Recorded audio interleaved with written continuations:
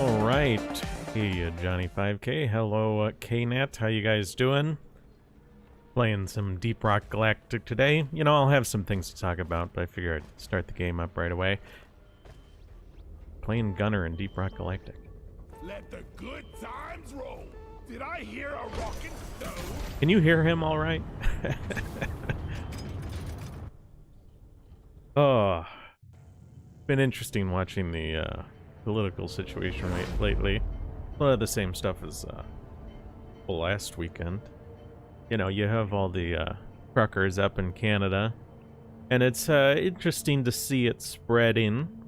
I know that someone posted some trucker protests in Finland, and some Finnish guy had set up a sauna in front of their parliament or capitol building because, you know, the Finns have their own way of protesting naturally. Why wouldn't they? Oops. Get rid of that. Johnny 5K with the Finnish flag. We have detected an Amaran heartstone in the region. KNet says he recently got Deep Rock Galactic and has been enjoying it. Yeah, I think it's a pretty good one, you know?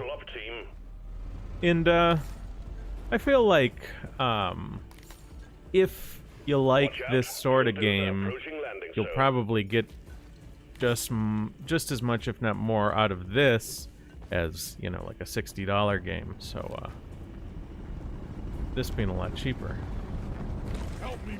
Just a good way to go. Gonna open this up. At least it has some lights on it. Let me see what's going on.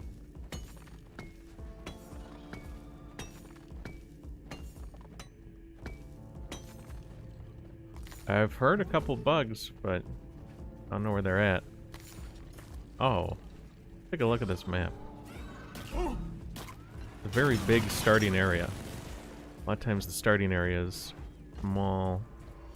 Oh, gotta watch out for those spitballers.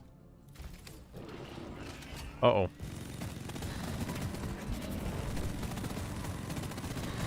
We're good.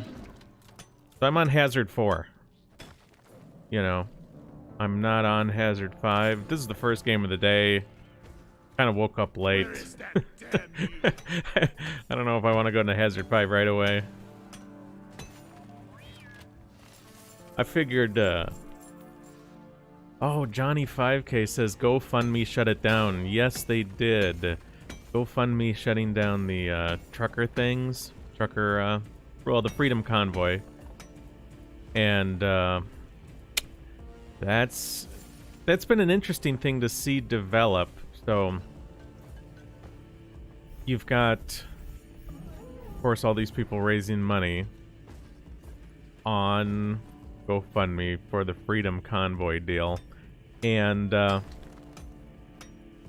we know that we've seen this sort of behavior from GoFundMe before, right? Like, they are willing to they'll find small excuses to shut down things that fund their political enemies, right? Let's say, like, if they don't like the politics of something, they'll find small excuses to shut it down. That being said, we do know GoFundMe has and continues to raise money for the legal funds of people of, like, Antifa, who have been convicted of violent acts and all sorts of things, right? So it's one of those situations where, like, this is politics. This is like politics. This sort of thing is always happening. And some people have convinced themselves that, like, this is new or different or not how it works, but politics fundamentally is and always will be about harming your enemies and rewarding your friends, right? Which is what GoFundMe does. They harm their enemies but reward their friends. So they'll run campaigns for people they like, and they'll try and shut it down if it's someone they don't like. Now, you've had a number of state district attorneys Drill does are moving. Everything looks fine. basically Let's fix that reach change. out to their citizens and say, hey, if you are a citizen of the state and GoFundMe has threatened to unilaterally change your donation to something of their choice, contact us, right? I think like Ohio just recently did it, and Florida did it, and Georgia did it, and West Virginia did it, saying like, hey, if you donated to the Freedom Convoy and GoFundMe is trying to basically hijack your money, please reach out for legal representation potentially. Incoming swarm. Keep the dozer safe.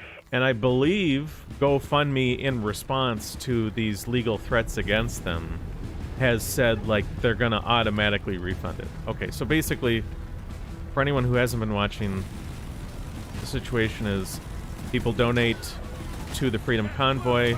GoFundMe says, oh, we're shutting the Freedom Convoy donation thing down. Run for cover! And it's over here. So they're going to shut it down. Drill dozer is out of fuel. You need to refill the fuel And that's mounted on its back. they are Use the going canisters to extract let any you nearby claim a oil refund, but if you don't claim a refund in time, they're going to give it to someone they like, right? GoFundMe saying, hey, GoFundMe essentially knows that, yes, most people will claim their refund, but a couple people might not get around to it. Some people might not know what's happening, or they might be indisposed, right? They could be in the hospital. So by offering the refund for a very short amount of time and then rescinding it and then using the money however they like, they can hijack a bunch of funds, potentially millions of dollars.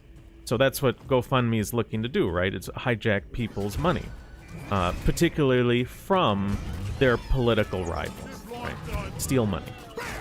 And once the district attorneys from different states started to say, hey, if this is happening to you, contact us, that's when GoFundMe's like, ah, crap. You know, maybe we went a little too far in terms of we can't get away with this level of abuse. You know, we don't have the political power yet to punish our enemies so extremely. I mean, GoFundMe, you know, if they could get away with it, they'd do it, right? This has nothing to do with morality, right? This isn't like, oh, it's a bad thing, so we're deciding to do the good thing. This is, we thought we could punish our enemies to this degree, but we might not be able to right now, so we'll withhold for now.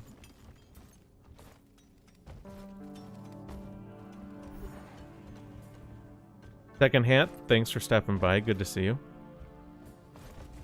KNet says, what would funds for a protest go to? Well, you'd have to look at the individual sort of funding thing. Whoever's running that sort of campaign and what they're doing. Like, I'm not sure if that money would be well spent even if it went to the Freedom Convoy GoFundMe, because I don't know who's running that and what they're doing with the money. I mean, the last thing you want to do is oh, I hear Mectera.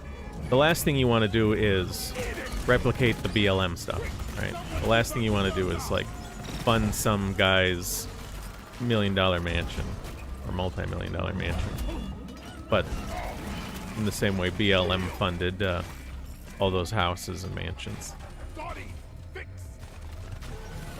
This warden's just sitting here, waiting so nicely for me to kill him.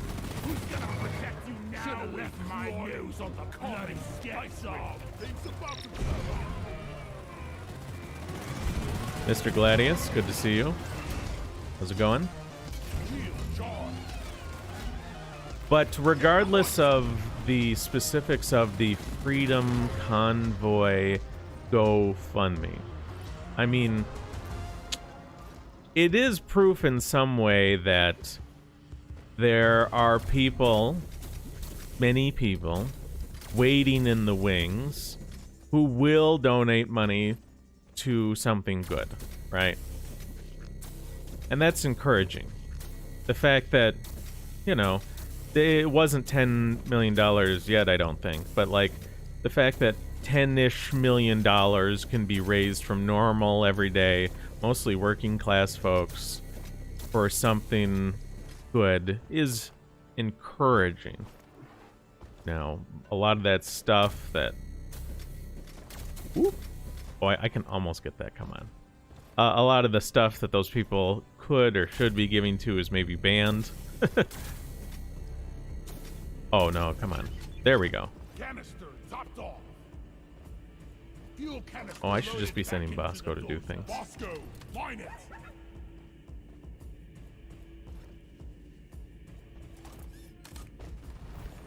Yeah, so the Joe Rogan thing, so I posted on Twitter that website, JRE Missing.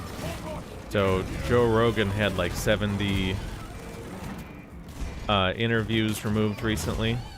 Over 5%, something like 6 point something, of Joe Rogan's entire library is absent from Spotify now, right? So over 5% of everything he's done is censored. And that's a lot, considering like the guy's got 1,800 or almost 1,800 interviews now. So like, and I expect that number to increase, right? I expect that over time it will climb up to like 10, 15, 20% of his interviews will be gone off of Spotify. And at the end of the day, he's sort of like okay with it. And, you know, if Joe Rogan was listening, he'd be like, well, you know, I'm not okay with it. You know, he's not happy about it. Yeah, but like okay with it enough to allow it. Not like you're drawing your line in the sand and saying this is too far. You know, like I gotta get out of my Spotify contract or demand they do my stuff. I mean, imagine if I was going over to my neighbor's house and stealing from his garden shed every day, and I were to say, well, he's okay with it, or like you were to say, ask him like, why are you okay with this? And he'd say, well, I'm not okay with it. And then you would say, well, why have you done nothing? Like, you don't even stop him. All right. I think I can go... no. How much nitro do I have? Oops. I got lots of... Lots-ish. Stand back, supply pod inbound. I mean, if you're not... At the end of the day, Joe Rogan, from the outside, doesn't look like he's putting up much resistance in all the way he's being censored. Looks like he's joined the Spotify. And I mentioned on Twitter that like that's one of the scary things. Like Joe Rogan, compare Joe Rogan to the average person. Joe Rogan is likely more intelligent than the average person. Joe Rogan is likely much more sort of open to different ideas than your average person, much more willing to consider things that he disagrees with, right? Like, if you say X and he thinks X is wrong, he would at least take some time to, if it was offered, listen to someone who was proposing X. You know? And if he represents, like, above average openness to experience and openness to new ideas, and it's still this easy to censor him, it's still this easy for him to be sort of pushed around and controlled and censored and allow himself to be censored. I mean, that's really scary. I mean, again, this is above average. Your average person is probably even more likely to capitulate to censorship than Joe Rogan. And here he is doing it. So you can imagine, like, trying to build a society where everyone capitulates so easily. It's rough. Whoa. lot of bugs here, man. Come on. Die, fly. Eat blood. These are some weird cave shapes. Drill dozer fix.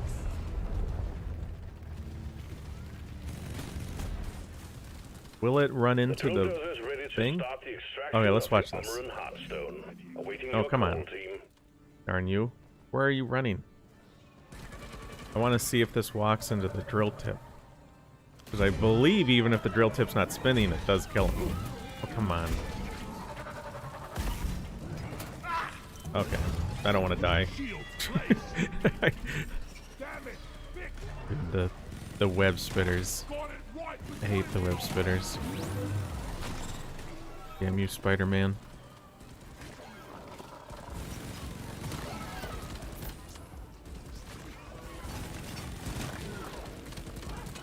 Oh yeah. Oh man. Trying to read the chat and web spitters are getting me again. Protect the Redder. Second Hat says, anyone got some good books to read? I just read Seeking Like a State and enjoyed it. Also read earlier last year, The Pagan Generation. Yeah, I don't know. I suppose it depends on what you're looking for. In terms of reading. A lot to be read for sure. I remember, I read, oh, do you ever look at, like, reviews for a book after you've read it? I read, Old Man and the Sea, and then I read the reviews on Goodreads. And these reviews, people saying stuff like, why didn't he just go to McDonald's? And it's like, God, these are some real idiots. And more so than idiots too, you also had like a lot of women really, let's just say that they seem to not get it. They didn't get the book, because after all, so much of the book is about him as a man and him as a fisherman, and they don't have any sort of appreciation for masculinity, so. Can't do it. The angle's too steep. Access provided.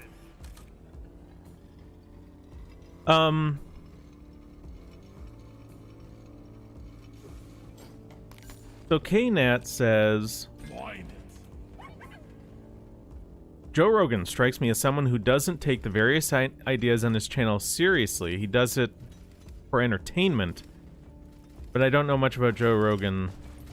Not so sure. Right. Well, I mean, it's like, I mean, I think he will.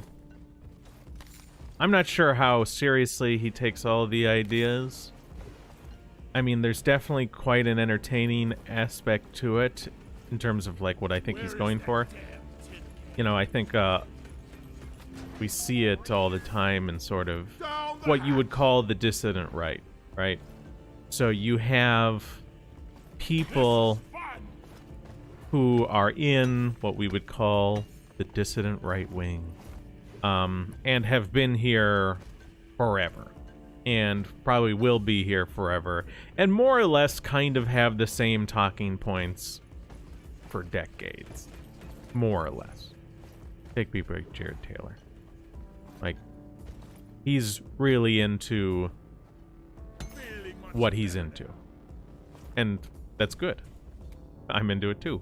What is this? Is a big hole in the back of the cave. Oh, mushroom. But then you also have sort of people who come in and out of what you might think of as dissident rights, and they're largely here for like psychological entertainment, I would say, on some level, or ideological entertainment.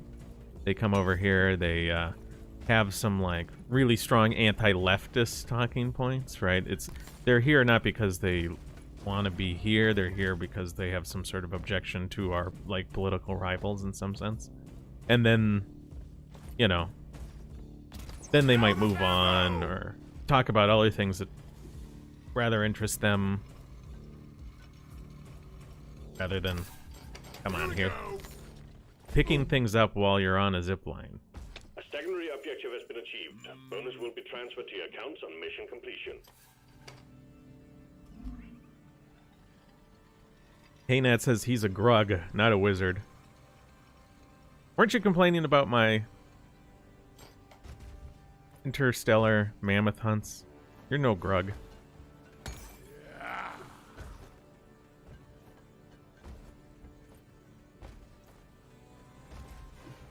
Okay. Let's go. I ordered a resupply. Start this up. Supplies are on the way. Drill dozer has begun cracking the Omeran shell. If you lose the dozer, When you're not playing Scout, the cave is very dark. I'll tell you that much. The resupply is here. We got a big horde of enemies approaching the drill dozer. Defend it or die trying. Swarm, it's a big one, team. But in terms of Joe Rogan taking the ideas seriously, you know, one thing is he's got so many people he's interviewing about so many different topics. It's not like it would be hard for him to be serious, like, about politics, right? He's constantly involved in nutrition, fitness, comedy. Like, there's a lot of things that he's talking about. I don't expect a lot of sort of political, ideological growth out of Rogan because, well, he's got a lot of other areas that he's focused on, right? I mean, imagine if you were trying to learn piano and every other instrument. You might not get that good at piano. At least, it would certainly take a long time when you're dividing your time between piano and every other instrument. Get out of here, rock. This is a game where you fight rocks. You didn't know. Grabbing ammo.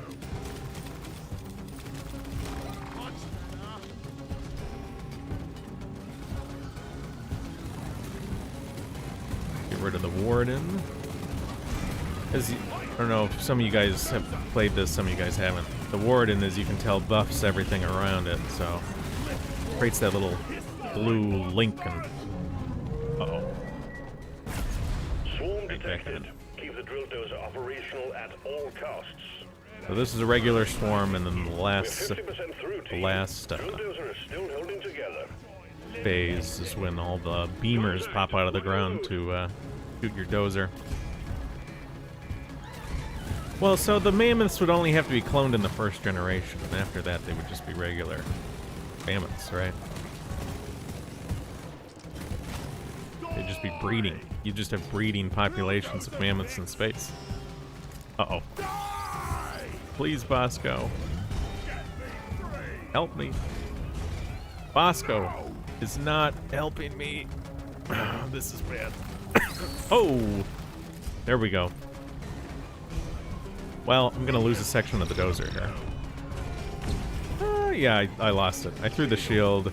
I was saving the shield, and then I'm like, maybe I can save it. And that's because I hesitated with the shield that it didn't do anything, ultimately.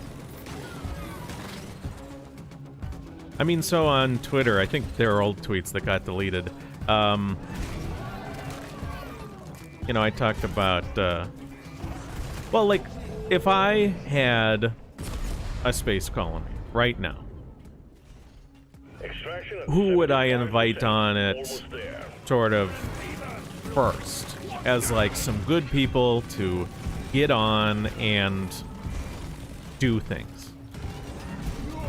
I don't know how hard it would be to convince them, but I feel like you could convince them.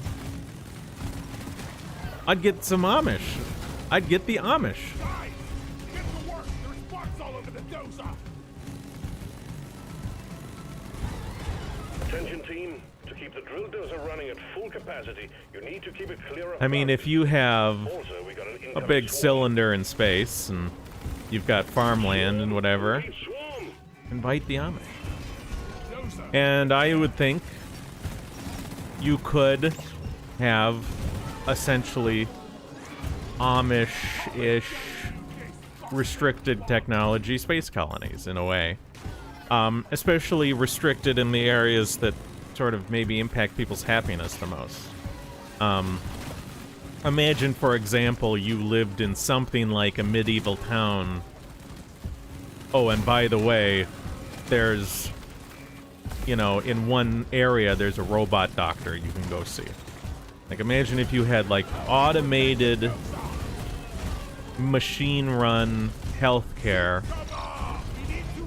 but, otherwise you lived in something approximating a sort of European manorialism.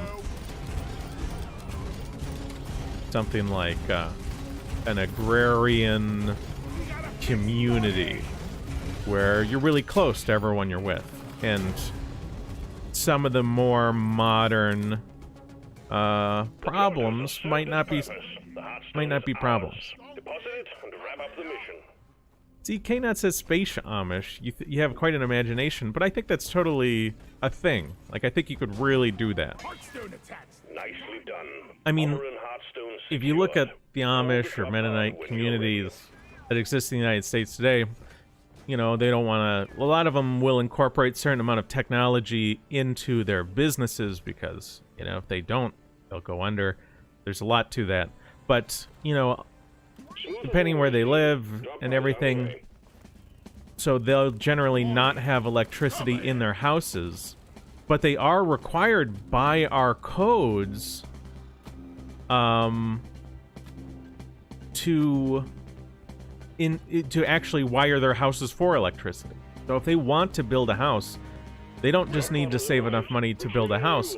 They need to save enough money to incorporate modern electrical systems in the house that they won't use, that they'll shut off after the inspections. So they create these systems to pass inspections, to shut them off after the inspections, right? And there are all sorts of things that they have to deal with, that they have to do extra, that they don't even want. And similarly, you have... So that's like a... For one, that's just like a straight increase in cost of living, right? It's a cost of living they don't consent to. Like, their houses have to incorporate things that they don't want to. And one of the reasons why, whether they like it or not, they are stuck using certain technologies in their businesses is because they have to maintain a certain profit level, right? So, like, let's say someone wants to live in an older fashion. That's one for the books. If you want to live in an old way, you probably just can't. You know, people will say to you, at least not maybe how you're imagining. You'll have to make concessions, right? So you have taxes that increase over time. If a previous life would have been subsistence living, that wouldn't give you enough profit to hit your minimum tax burden. That way of life is essentially illegal, right?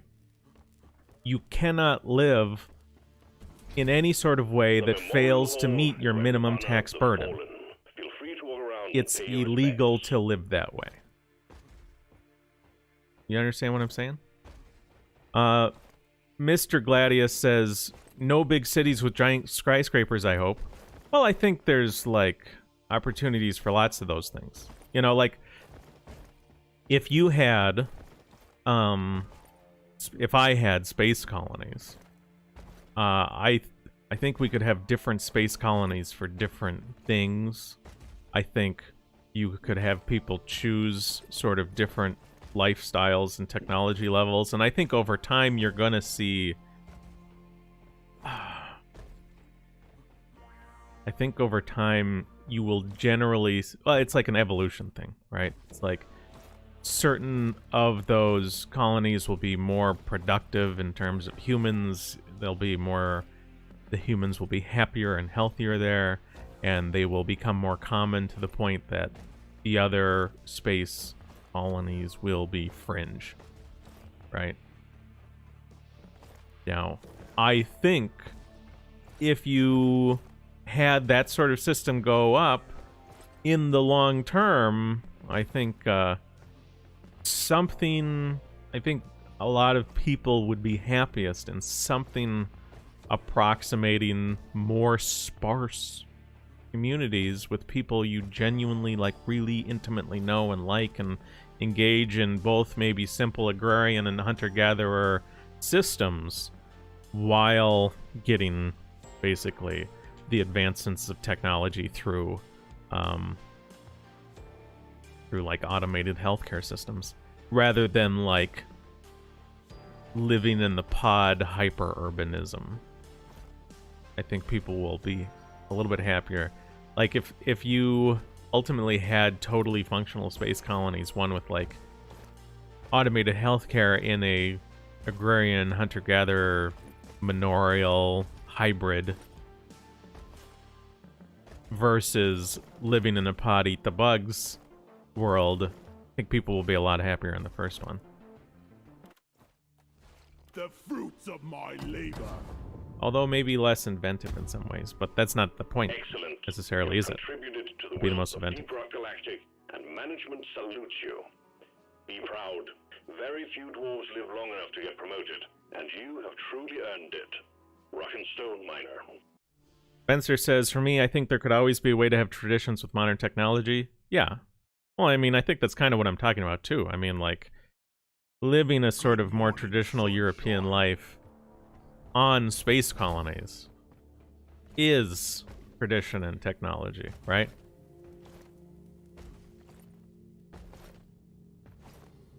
Anet says he's open to the idea of more primitive lifestyles in space. And like I said, I think if it was done well and people are given the choice, I think it could become the most popular option. Okay, well, there's problems. Because if you're in sort of a primitive setting and someone starts to engage in a slightly higher level of technology, it's like, it's an arms race of sorts. That sort of necessarily takes over unless you kick them out.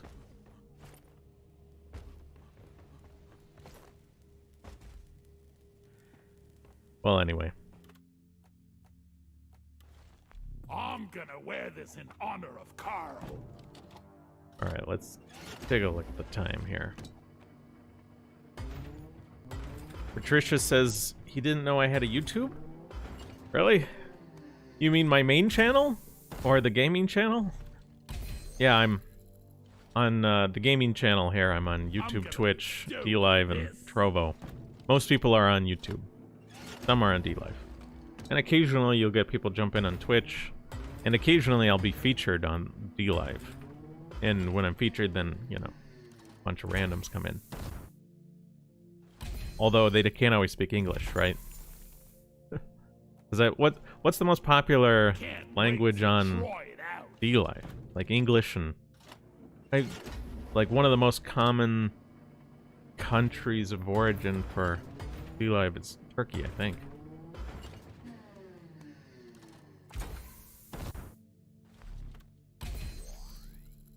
Oh. Oh, Trisha says only know you on Odyssey. Yeah, well, and that's the only thing I'm not streaming on, ultimately. Because I don't know if there's a way to get it to work with Restream right now. If it worked with Restream, I might stream on Odyssey. Because again, most people are watching me on YouTube and DLive, so... if the choice is YouTube and DLive, or Odyssey, then I'm just gonna pick this. But, one of the things I'm... should I do it now? I could probably do it now. There's something I'd like to talk about today. You know, I've talked about this last week, but I'd like to do sort of a visual aid.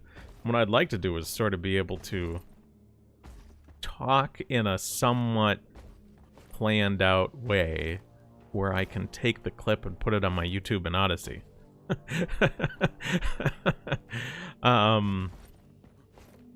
Spencer says they kicked a lot of people off DLive and Trovo. Yeah, they did. Yeah. Well, I guess I didn't know so much about Trovo, but I definitely knew about people getting kicked off DLive, censored on DLive, right? You know. Patricia says, thought you were offline. Well, I was offline for quite a while. I sold my house. I moved across the country. I had a lot of stuff going on. So I have been offline. Oh, the spam's back. Sark says he has random issues with Odyssey's video player. Yeah. Johnny5K on DLive says he watches on platforms other than YouTube if possible. Yeah, definitely. I mean, I've just been streaming on them all because I don't... Like, I totally get the political boycott thing. But on some level, you know, it's like Patricia saying he thinks he thought I had been gone for all this time because he only knew me on Odyssey. It's like, if you stop showing up on a platform, some of the users of that platform just assume you're kind of gone forever. So that's why I'm kind of streaming on everything I can, more or less. But let's I want to take a look at this. I mean, have you all been watching the fighting about the Freedom Convoy? Oh, I need to drink water. 1 second.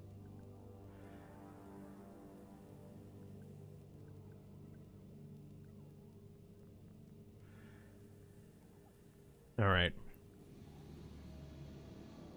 Let me see here. Let me see if I can bring up... There we go. Paint, right? So about the Freedom Convoy. You've had all these truckers, farmers, lots of just general Canadians. A lot of working class Canadians showing up to protest vaccine mandates and other restrictions on the economy and blah, blah, blah. And in response, you've had, like, counter-protesters, right? And you've seen counter-protesters maybe hold signs up like, hate has no home here. Black parliamentarians are saying the protest convoy is a venue for white supremacists. So these black parliamentarians are saying, we need something more than just a denunciation. We can't just say they're bad. We gotta do something, right? And if you type stuff on YouTube, on Google, you'll see like, oh, alleging white whatever.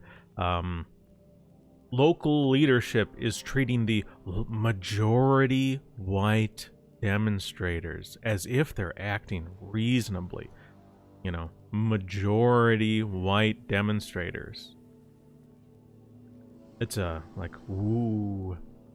So let's take a look at that. You have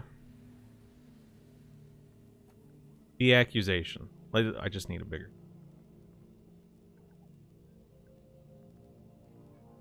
So what are, like, we'll call them the left, right? These anti-whites on the left who are demonizing the Freedom Convoy. Hate has no home here. You majority white protesters are so evil. They're saying white people are uniquely, oh god, uniquely evil? Uniquely spelled right there? So the accusation, we're uniquely evil.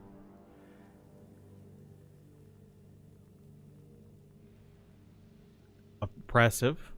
Oops. And white people are so bad that when they do something, that thing must be bad.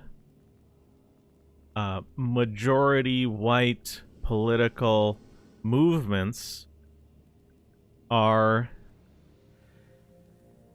illegitimate. Oh god, is that how you spell illegitimate? So this is sort of the accusation you see coming out of the anti-white left, right? What we could call the left. The counter-protesters, the Canadian government, a lot of journalists are kind of pushing this. This is the accusation. White people are evil, they're oppressive. White people are so bad that if they're doing something, you kind of know it must be bad. They must be accomplishing something bad. Majority white political movements are illegitimate. These are the accusations, right? And you'll see this sort of thing come up over and over and over from what we'd call the anti-white left. And then in response to this, what do you see on Twitter from the right? What do they respond with? Well, what they really like to respond with is a video of a non-white protester.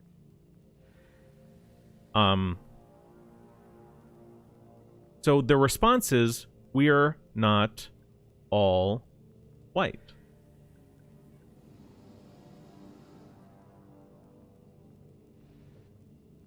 So this is the dynamic that you see coming up online and in these... Oh god.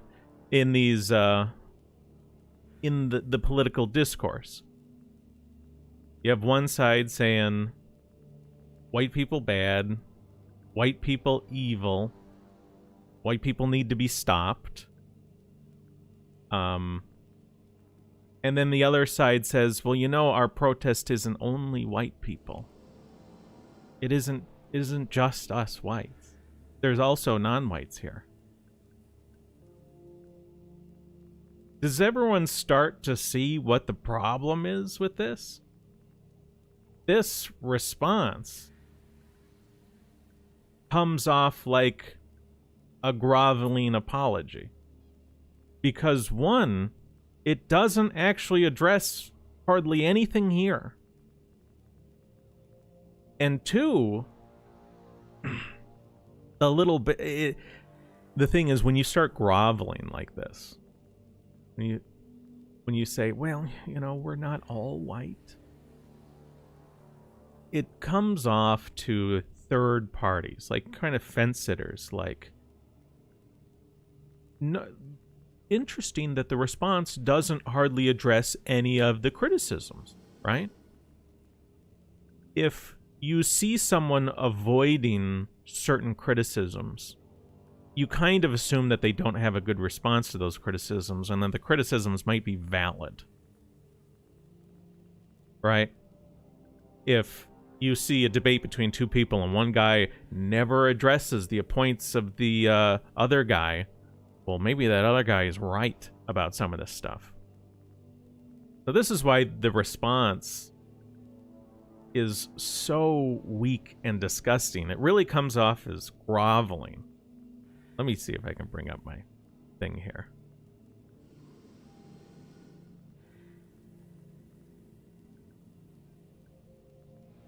Oh, boom.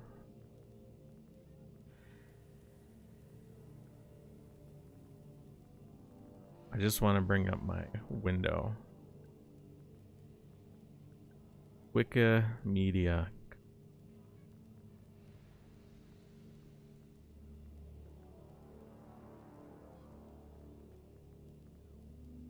Kowtow or prostrate or... Oh, I forget the Japanese term. Let's do prostrate.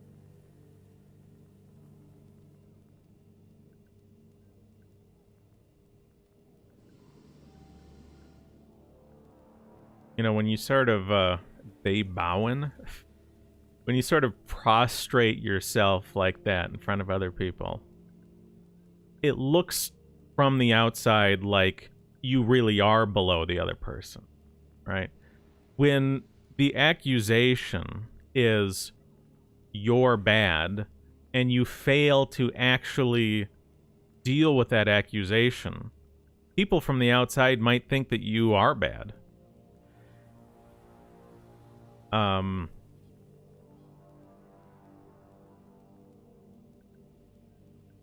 So one of the what needs to be the response to the accusation?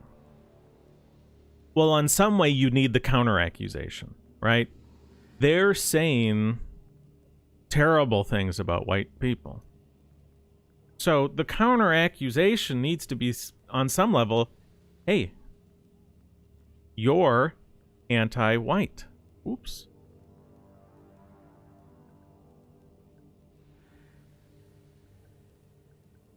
And I've seen on Twitter times where people have said terrible anti-white things. Some other Twitter user accuses them of being anti-white, and then the original poster starts trying to argue that they're not anti-white. And that's where the conversation should go. It shouldn't be, hey, all these terrible things about white people. Oh yeah, well look at this non-white trucker. He's here with us. That doesn't go anywhere. It makes you look really bad. It makes you look kind of like a loser. But if the initial accusation is white people are terrible, white people are evil, and then you counter-accuse, you say you are anti-white. You hate white people. That's why you're saying all the things you're saying. You're saying these things because you hate whites. And then the original accuser is stuck in the unenviable position. They're stuck sort of like trying to make these mental gymnastics about how they're not anti-white. That's where they should be. That's how this conversation is supposed to go. These people who say these things should have to explain to the world how they're not anti-white. That's where you want this conversation to go. So if you see all this conversation about the truckers, you will just go on YouTube, go on Twitter, Facebook. You'll see this going on. You'll see... Let me see if I can bring up... You'll see this accusation and then this response. And the response is wholly insufficient, and it makes you look kind of pathetic. You will see the people on the left saying, whites are terrible. This political movement that involves so many white people is white supremacist and evil, and hate has no home here. And then the person on the right, so to speak, will say like, oh, well, we're not all white in this protest. Look at this guy. He's Middle Eastern, Like, we're not all bad. But the person on the right failed to actually address the really abhorrent, hateful things that the initial person said. And if you just let all that go, it looks like tacit agreement, right? Someone says white people are evil, white people are oppressive, white people make up this protest, so this protest is illegitimate. And then your response is, well, we're not all white in this protest. There are some non-whites here. It's really a terrible look. So it's time to start making, I don't know, a good response. And to call these people who are anti-white, anti-white. It's time for these people to receive an accusation of evil, right? It's time for them to be being accused of being hateful, because they are.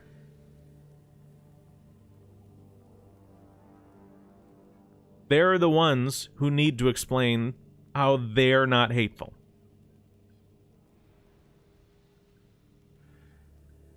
All right. was just thinking about this recently, and, you know, I wanted to sort of put it in words that I thought might be useful to someone.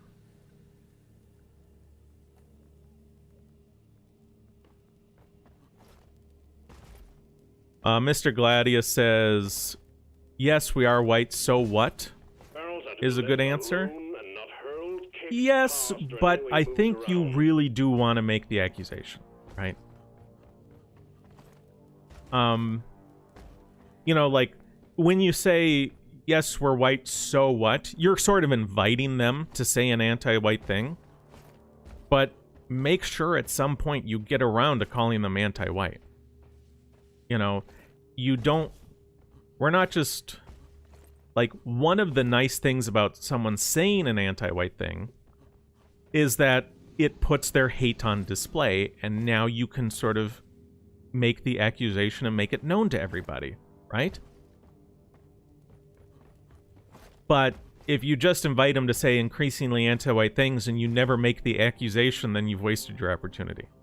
The point is, we need to say, you are a hater of white people. You're an anti-white. Deep dive selected. Let's get because this done, team. We've got quotas to meet.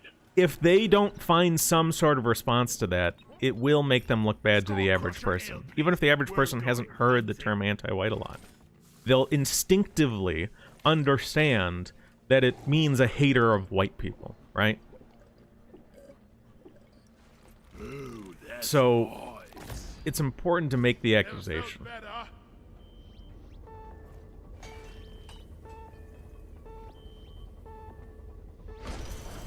Well,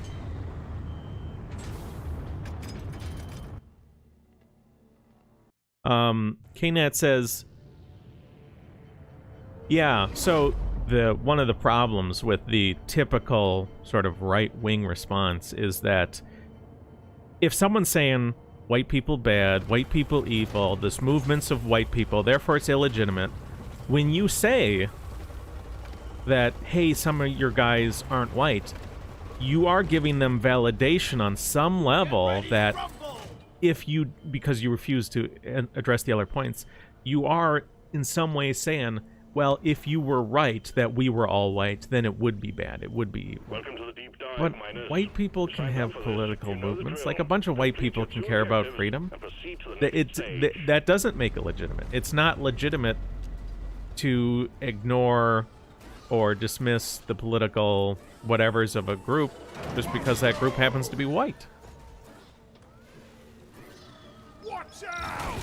Suck on this, don't bring the danger. All right. 8 quarks, huh? I can do that. Yeah. Zip right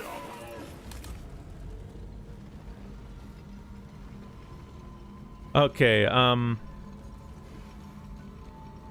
Spencer says, I think you could do a little bit of both. Bait them a little? Yes. But you only need to bait them into doing it. And once they've done it, you don't need to bait them so hard anymore, right? You know what I mean? Like, if you think that someone is anti-white, but they haven't said an openly anti-white thing, you can always, like, ask them a question that will get them to admit their hatred of white people, right? But once they've openly started to already say those things, you don't need to bait them anymore. You just need to call it out, right? And again, this conversation is really about, like, either online or in public. You know, it doesn't matter so much.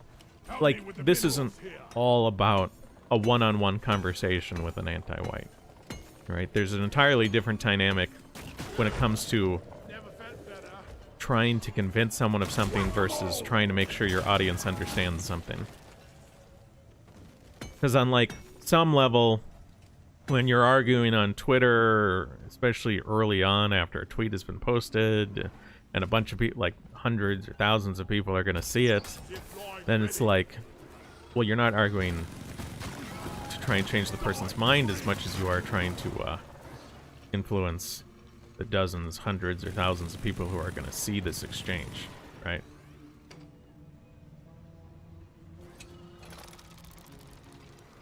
Quarks in this biome are hard because the walls already glow. Come here. Oh.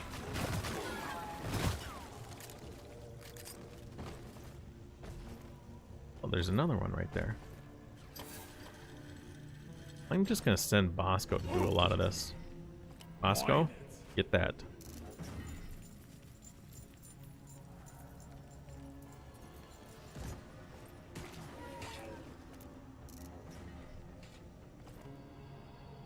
So, there is a delay on the stream, and also sometimes I miss comments. Mr. Gladiator says, you think that normies will understand that even at a subconscious level? Well, which normies? And understand what exactly? I need you here. I mean, I think the process which I outlined where someone says terrible things about a white person, you accuse them of anti-whiteism, or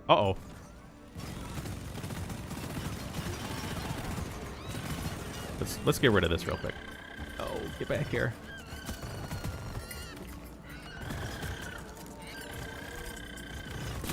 Bam.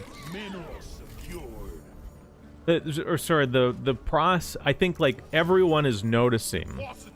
whether they understand it or not.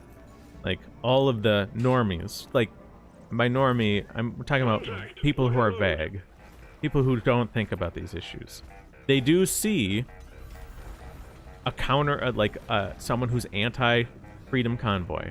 They'll see the sign that like hate has no home here, and you're all bad and evil, white supremacists, and white people are evil, right? They see those signs, and then they see the pro-freedom convoy people weakly suggesting that, hey, some of the guys protesting with us aren't white, right?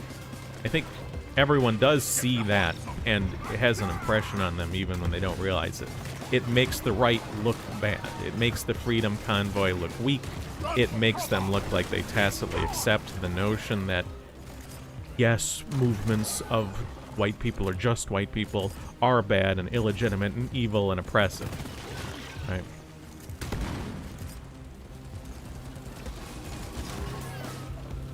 I mean, so Mr. Clay says, referring to unmasking the anti-whites, I mean, I think everyone gets it when they see it, right? Not everybody, okay. When they see it, when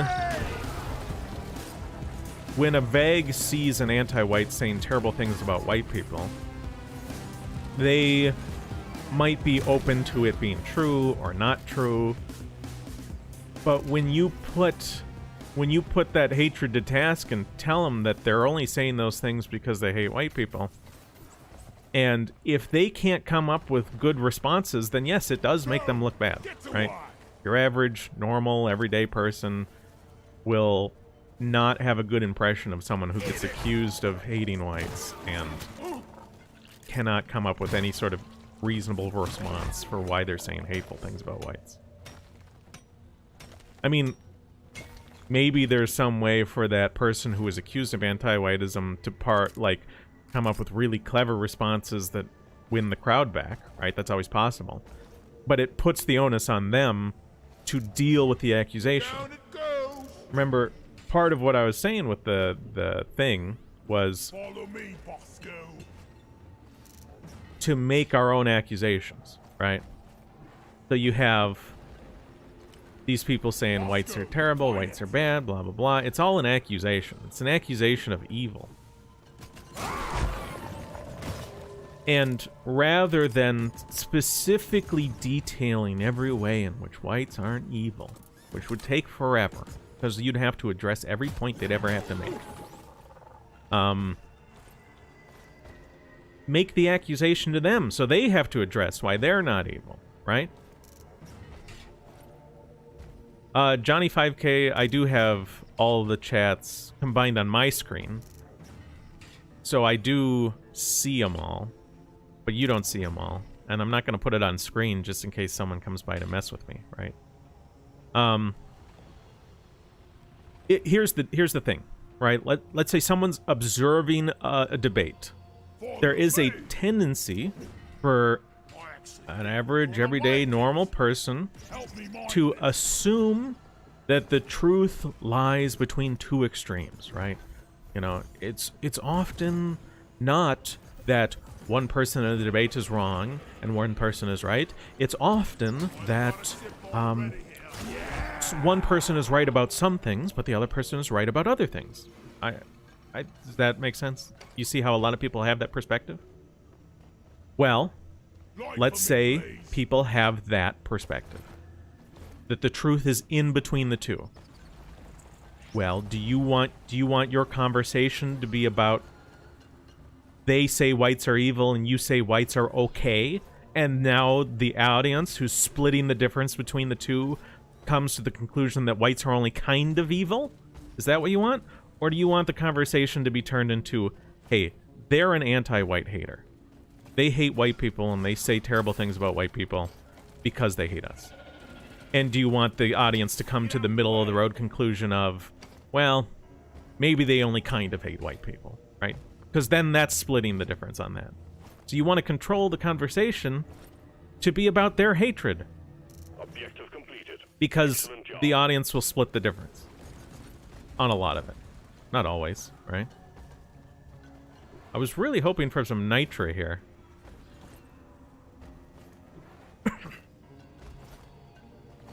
So yeah, we got to, rather than addressing... A lot of times you don't actually have to address their accusations. You just need to make your own accusation. Right? Especially if there's some reasonable basis to your accusation, right?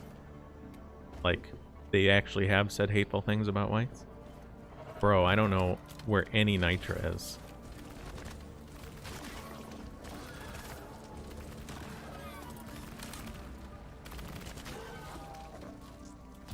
I got no ammo left. Spencer says, I feel like the Freedom Convoy isn't our guys. They're just normal people who've had enough of the lockdowns. Well, exactly. Right. Yeah. The Freedom Convoy is not like a group of racially aware whites who want to end anti-whiteism or anything like that. They're just a bunch of people who are mostly white who don't like the abuses that their governments have been performing. Like, ta-da! That being said, race is a part of the conversation whether they intended it or not, right? They are being attacked for being white. Because if you're on the Freedom Convoy, you look around, most of your fellow protesters are white. And your group's legitimacy, political message, is being attacked because a lot of your fellow protesters are white. So now it's relevant to me. Because I don't like people being attacked for being born white. That makes sense?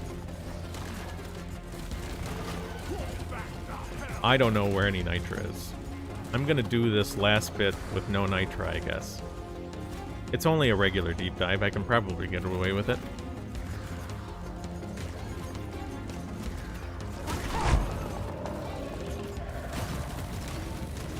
I don't know what I would need a chat bot for, Johnny.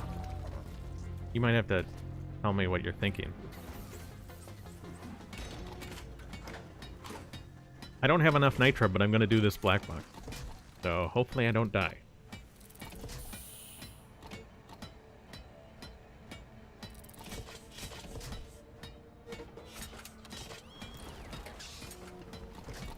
Yeah, I mean, at the end of the day, the Freedom Convoy is just a bunch of mostly hard-working, working class people who are really tired of their lives being ruined by the mandates.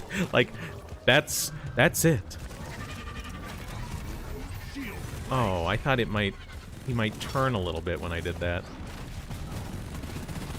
Okay, now we go. And we're at 50%. We are free from the oppressor. Ooh.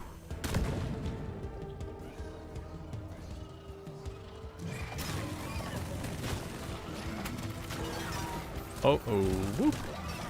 Shield charged and ready.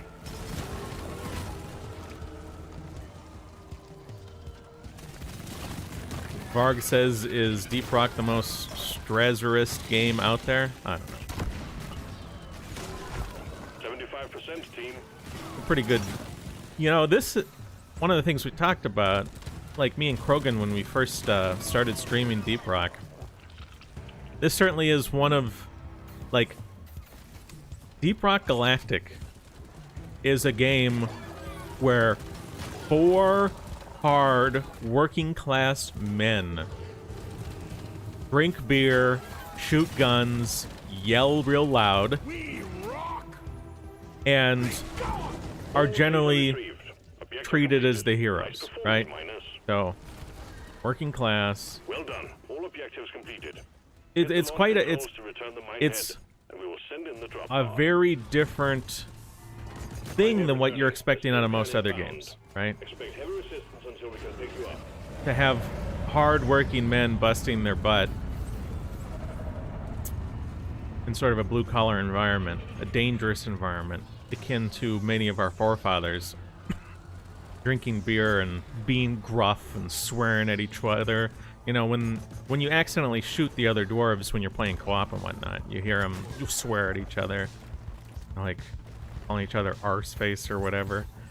It's like, it's kind of like the trucker convoy and how a lot of them would speak to each other. You know, these are hardworking people who are in some ways celebrated for it, which is, again, very different than what you would expect out of a lot of the other games, which would, I don't know, I would think a lot of other games would refer to people like the dwarves as like toxically masculine, toxic masculinity sort of talking points. Lackey, how's it going? Lackey's on Trovo.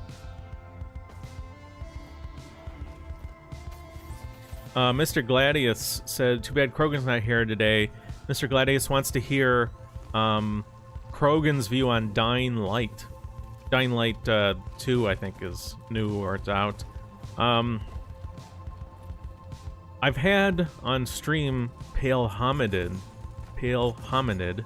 a few times. I don't know if you guys seen him. He's a former YouTuber. I do believe he's had the chance to play Dying Light 2, so I might be able to coax him into talking about it at some point. Barg says other games would portray these dwarves in a lot less respectful manner. Oh, I agree. Around, she's a pain in the butt. When she's Oh, not, no. I will miss her. Okay. Go up the line. Oh, gosh. A lot of exploders. Drop pod arrived and waiting for takeoff. Get out of here, exploders. Drop pod departing in T-minus 3 minutes. And I'm out. Give me some Lloyd. Nice Time to go work. deeper. Once again, diving to the next stage. Well, Johnny 5K says you can't use dwarves in movies anymore. Barg says, want to play co-op? We can play co-op at some point, although I'm in the middle of a deep dive here. So, Swarmageddon critical weakness. Gonna be a lot of swarmers this level, which means I need Nitra really bad. I'll lose this game if I don't get Nitra.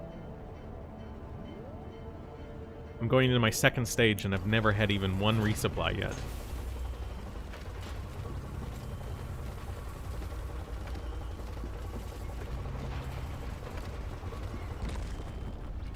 That's it, Get ready to rumble. Rock and stone. I'm in a hole. I hear something.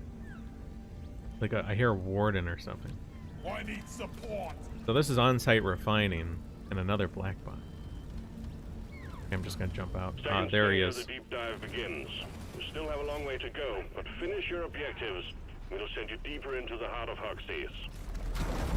Oh god, this is rough.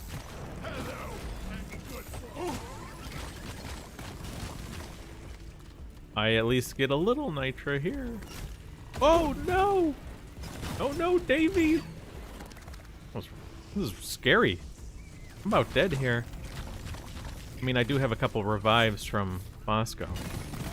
I killed a loot bug, and I'm not so proud about it. Maybe I missed it, KNat. KNat says, Average Joe brought up an interesting talking point earlier. I may have missed it when I was blathering on.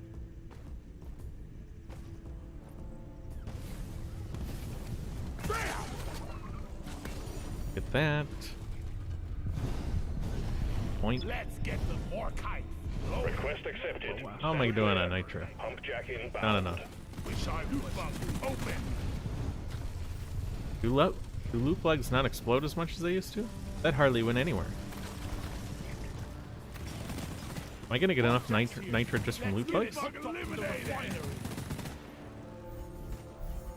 Yeah, looks like it. Yeah. I got my nitro just from loot bugs.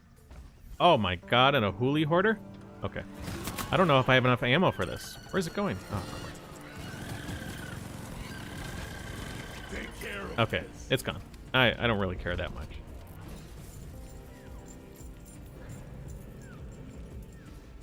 Alright, finally. I have enough for resupply. Resupply ordered. Roger that. Supplies are coming. Come on. Boom. Boom. Oh! Oh no, swarmers. Good to have Bosco around for these, though. Ready to kill some more. 25KC, you can't have dwarves in Disney movies. Is that for, like, little people sort of sensitivity? Aren't dwarves like a European mythological entity? I enjoy killing loot bugs, and I won't apologize for it.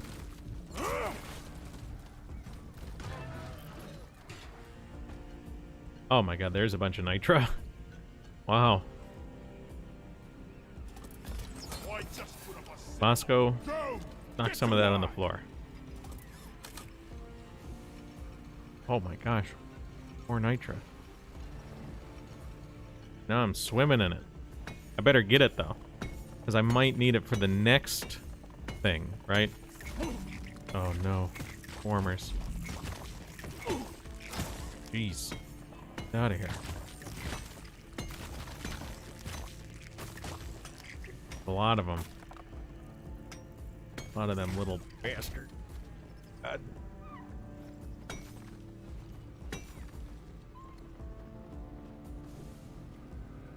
Okay, where's Bosco? Okay. Access provided. Wonder where these other things are gonna be. Oh, this looks dead end? Or is this a tunnel? A little bit of a tunnel. Oh, there's one down there. Where am I? Okay. One thing down there.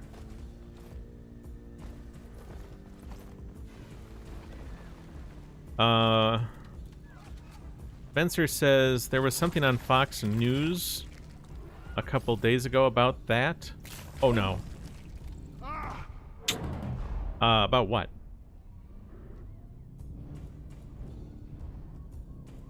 Oh. Rejuvenation. Okay, yeah. So KNat says he mentioned how rejuvenation technology might impact traditional lifestyle in the future. Rejuvenational technology meaning anti-aging. Requested and is inbound. Yeah. Well, and I think that's one of those things where it's like I mean, I haven't thought... Answer it fast, we're in a tight So, schedule here. anti-aging is a thing. Connect the pipelines to the pump jack.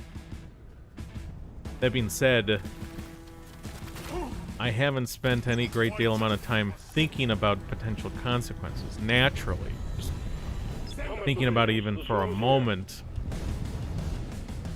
you could imagine significant consequences for it.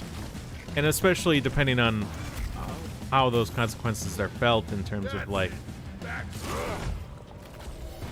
can you, like, how that translates to fertility and other issues, okay? Because it's one thing to live a long time, and it's another thing to be able to have kids a long time. And it's one thing to have kids for a long time, and it's another thing to have healthy kids for a long time. Right? So, like, when do they stop for, like, when do they stop taking women's eggs? I think when she's like 25, and they stop taking men's sperm at 35 for, like, sperm and egg donations. I mean, they just are so low quality at that age. And isn't... I mean... Fighting team, you're almost through the wave.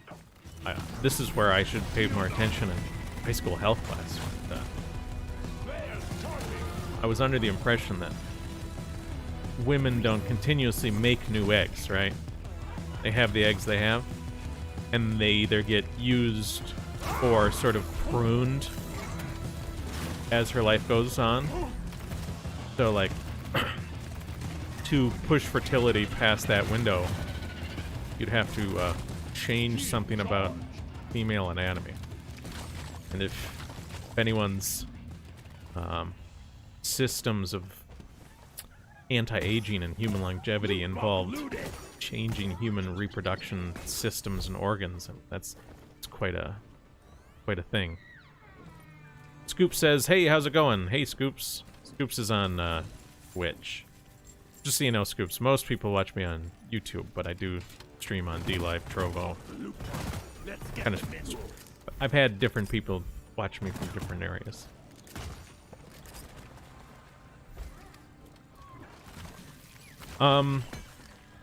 Barg says, if this game were made by a different developer, it might have a stronger sort of environmentalist take. And that's certainly possible. You know, like, everyone's got a lot of different studios, have their own sort of agenda, political, gameplay. I mean, I would say in general, just from looking at the game that these people created, it seems like they're much more interested in gameplay than anything else. Rather than any particular overt message they wanted to push. Any sort of ideas that they have in their game is sort of like cultural osmosis, right? So it's like whatever the cultural milieu they grew up in sort of finds its way into their games because that's what they grew up with. Those are some of the ideas they've heard from family, friends, everyone else.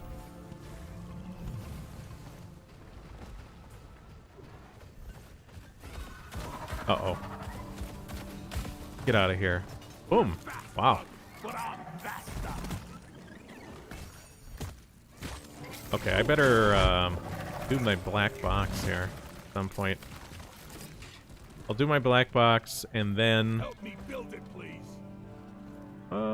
Yeah. I'll just do my black box and then my other two lines.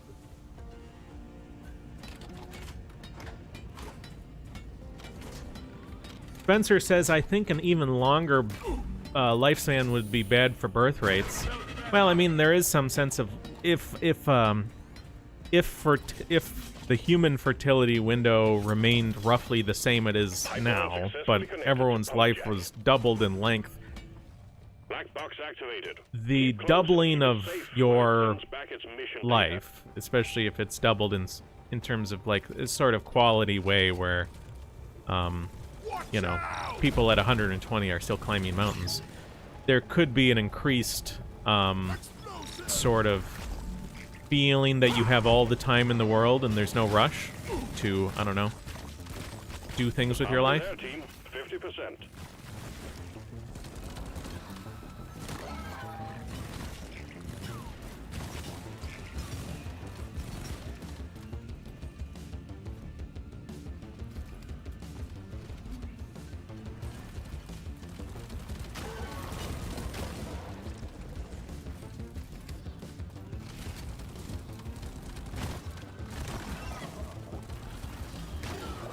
Patricia says he doesn't believe we'll make it to the sort of advancements in anti-aging technology as we're talking about because science is rapidly stagnating. Yeah, maybe. I mean, it is interesting when you look at how much of... I mean, here's the thing about, like, the West, Europe, United States right now. It's like, Objective completed. you look at, like, FANG stocks, Facebook, Apple, Netflix, Google. To a large degree, these companies have worked to brain drain the world, right? Brain drain, where you get people to immigrate from all over the world based off of, like, their intellectual ability. When you look at all the systems we put into place, which are decently impressive in their own right, you realize that we've brain drained basically the entire world just to do it. This somewhat represents maybe a bit of a plateau, right? Like, in terms, like, regardless of the politics of the matter, just in terms of the highly complex systems maintained by all these people, on some level, it's likely to go down from here. Things are likely to get worse.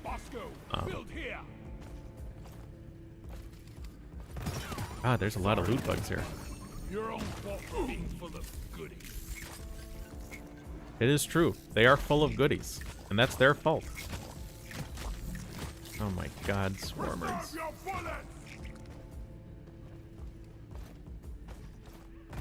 I die a little inside every time I have to. Okay, I think I can take another deep resupply. It's not super wasteful. Well, give me a second.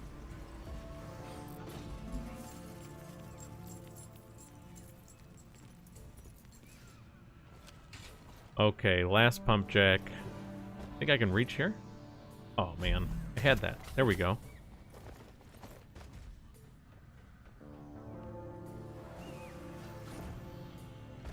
Another pump jack connected to the refinery. Just one more to go.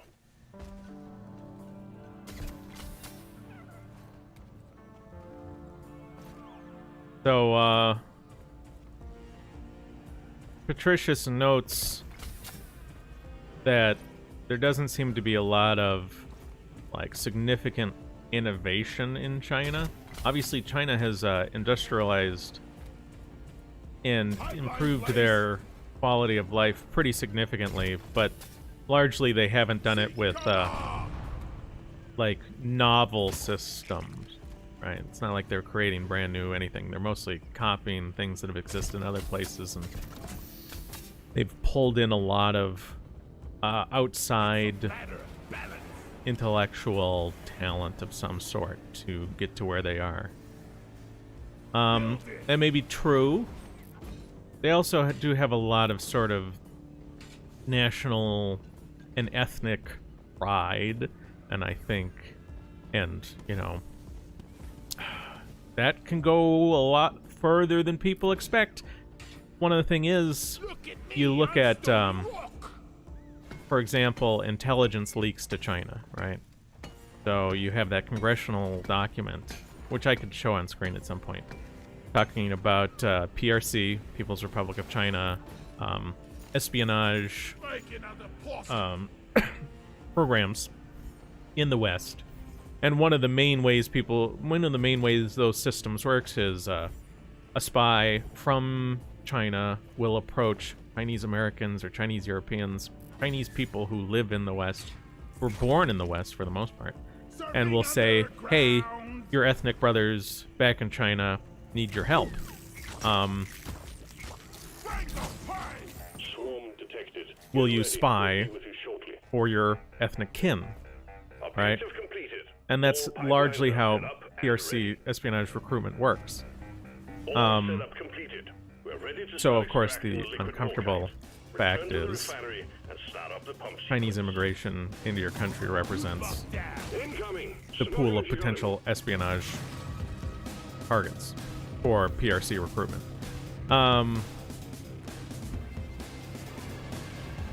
So, at the end of the day, in the current situation and the situation for the near future, it's if they're able to engage in espionage of other people's technology, it's like whatever flaws or deficits you see in their own ability to innovate doesn't matter, right? Now, like, it can be lifted from someone else. I mean, we could talk about it as a point of pride, like, oh, look at how innovative we are, and then how we allow it to be stolen by China. You know, like, look at us. Why did that do so much damage? Whew. There's a lot of bugs here. Get out of here, bugs. The stream of No one incoming likes you. enemies is practically eradicated, and you're still alive. Well done. Oh, Warden. Clifford Warden is history.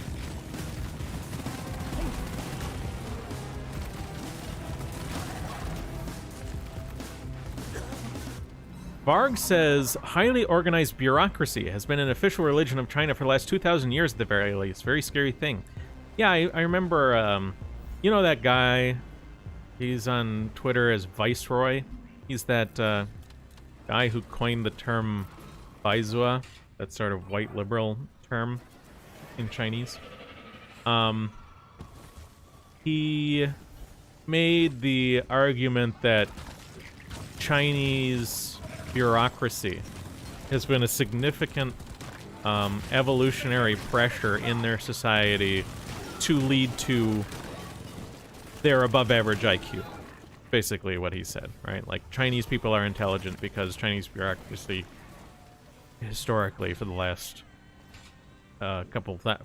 however long has really crushed those who aren't intelligent enough to navigate a complex bureaucracy, right? So it's like you're adding additional intellectual load on living your life. And if you can't meet that load, then you die, right? That's the basic premise of Chinese bureaucracy, is an evolutionary pressure in the direction of intelligence that he was making. Now, of course, while navigating bureaucracies does require a credible amount of intelligence, bureaucracies generally don't take kindly to people navigating those bureaucracies in a creative manner, right? So it does so in a conformist manner. So I'm not sure, like, I don't know historical China well enough to say, like, whether I buy the theory of Chinese bureaucracy is a contributing factor to genetic Chinese intelligence. But it would seem to me that if that were true, it would also be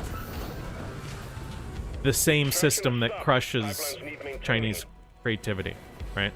The same system that makes them so conformist, right? And, like, obviously, when you come to these issues, it's not like, oh, creativity good, more creativity better, right? That's naive. Because, like, when you look at the human animal, it's like these sort of different facets of us are often ruled by a few hormones, right? So increasing hormones in one level can have unintended side effects in other areas. So, like, yeah, Chinese conformity is high and creativity is low, but that also leads to their level of nationalism in an increasingly globalized world and might be a big part of their success, right? After all, we just talked about PRC ethnic brotherhood recruitment for espionage. It's like, well, on some level, that's working, right? You see Israeli spies coming to the United States to recruit Jews, Chinese spies recruiting Chinese. The groups with high levels of cohesion and conformity might be able to engage in espionage against groups that kind of let them come in and just get looted, right? If the Swede, like, it won't matter how creative and amazing the Swedes are if Swedes can just be taken advantage of by any more cohesive conformist group, right? At that point, the creativity and the individualism is all just pathological. Pump sequence at 75%. The cargo rocket is almost full. So let's see here. Stopped. Must be due to jammed pipelines. Get it fixed. Dude, all these swarmers. Woo. Oh, dude. Swarmers.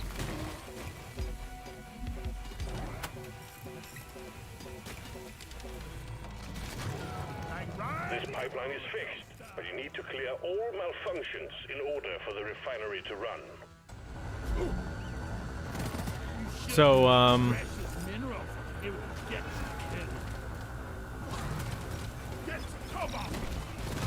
let's see here. Patricia says, like, hiring Tau when you're part of the Imperium? Yeah, you don't, I don't know enough about the, 40k lore to tell you. But, like, if the Tau is a highly ethnocentric conformist group, then, yeah. Like, even... I mean, like, the point is, when you look at PRC recruitment of ethnic Chinese for spying on behalf of ethnic brothers in China, I mean, a lot of these people didn't come from China. They were born here, right? Their parents liked America, wanted to move to America, liked Americans, had children, and now those children betray America. And, like, this is where you'll have the people who are like, oh, well, you know, as long as they come legally, immigration's always a net benefit, especially from people of high intelligence. You know, they got high IQ, they're economically productive, therefore we should let them in. Like, well, how's that working?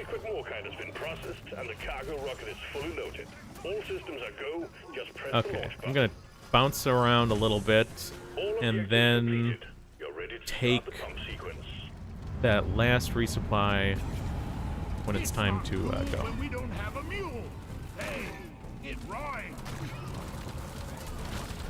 Oops. A lot of stuff here. Cargo rocket is returning to orbit. We're sending in the drop pod to get you out. Hang tight. KNet says, aren't Tau multiracial? I don't know, dude. And I mean, China has, like, is China multiracial? In a sense, but China is also, like, very much China. So, like, so Patricia says Tau pretends to be multiracial, but in reality uses cultural supremacy to further the Tau interests.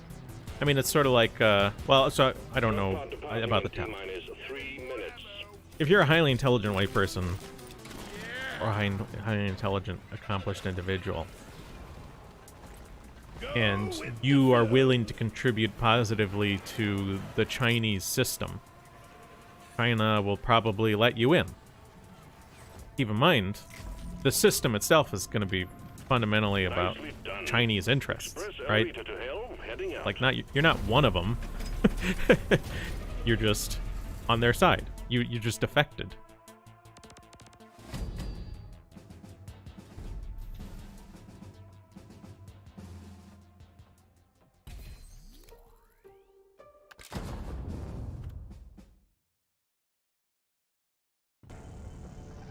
All right. So, the last stage of the deep dive. And I didn't even look at what the missions are.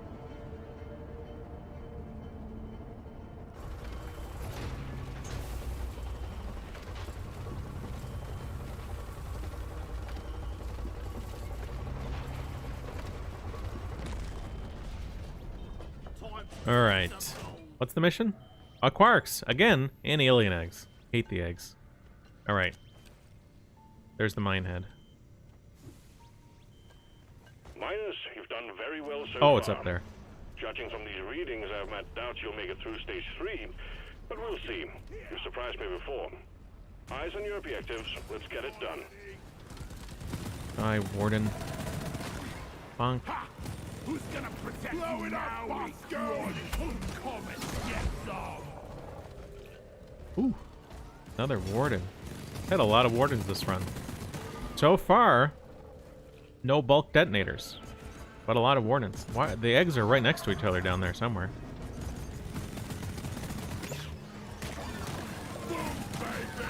Boom, baby. For rock and stone!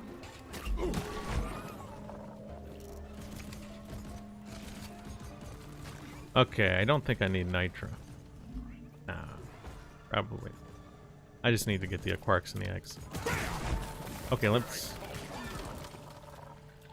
Thought I heard an acid spitter. Oh, where the hell is that? Okay. Guess I can go down this way. Get the eggs.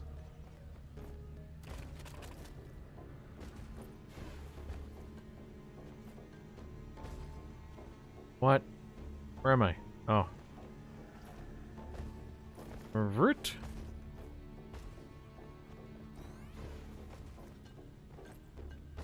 And look at the map again. Oh, not over here. This is just a dead end. Like a good place to get caught in and die.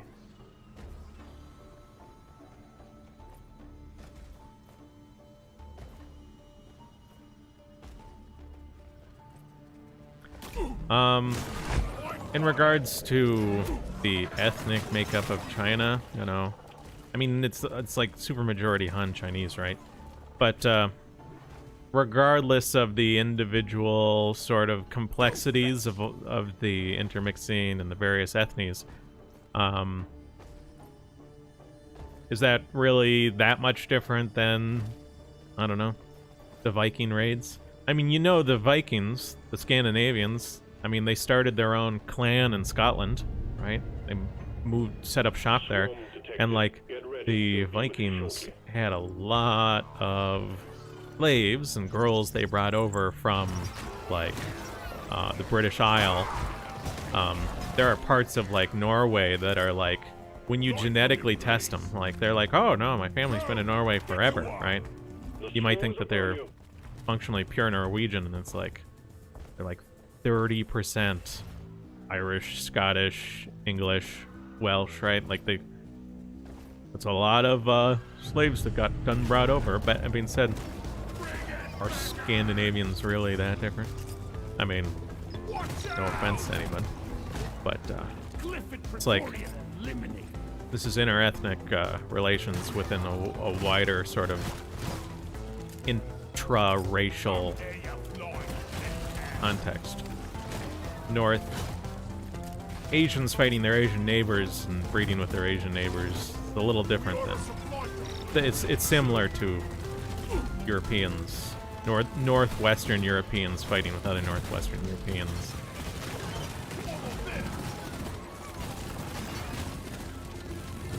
Get out of here, Praetorians. Oh, I heard an acid spitter. I think. God, there's a lot of Praetorians here. Get out of here.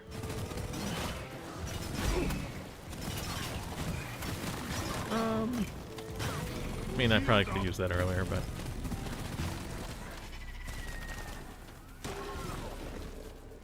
Varg says, China is closer to a hypothetical European superstate than any nation state that we know today. Right, right.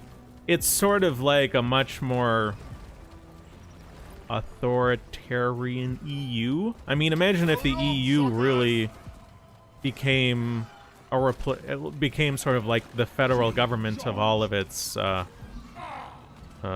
member countries, right?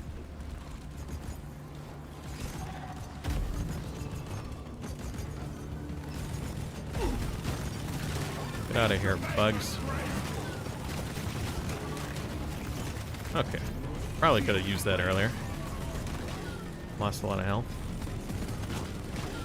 Yeah, because, I mean, historically, how many languages and stuff got spoken in China or whatever? Spoken, written in, whatever the deal is. China's 63 separate nations or whatever. I forget the number. It's like a European superstate. I'd say that's seems accurate. So insofar, like, it is like China a homogenous place. Like, insofar as historical Europe is homogenous, yes. Help me with the minerals here. All right, nitro. Resupply. Hang in there. I won't get that red Supplies are sugar on the way. yet.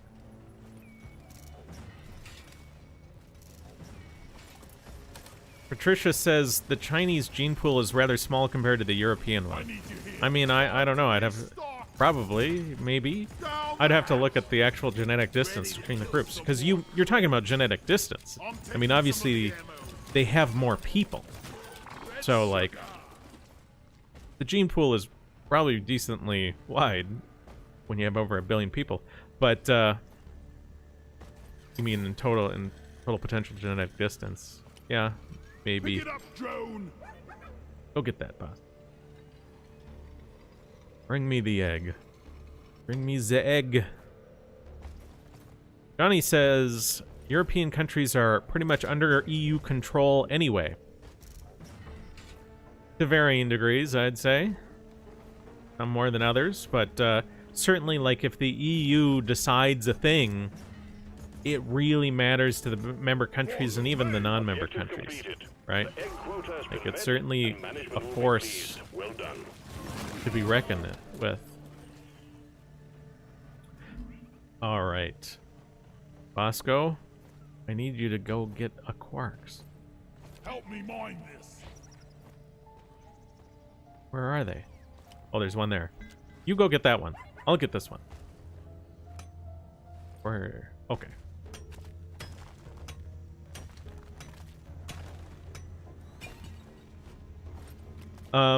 Patricia says there are still several languages in China. Chinese writing is in a way so people with different languages can read it all the same. Yeah, they have, so they got, the writing system was shared between all the different languages. So you could potentially write a letter, and the person writing the letter and the person reading the letter would, if they were to speak the letter, it would be drastically different to the point of potential, like, not super intelligible between them, but they can both read it. That one? Look there. No, that one. He said look. Bloopy fruit. The mule is missing. I got it deposited elsewhere. Find it. Okay, Bosco, get that one. I'll get this one. Feel much better now.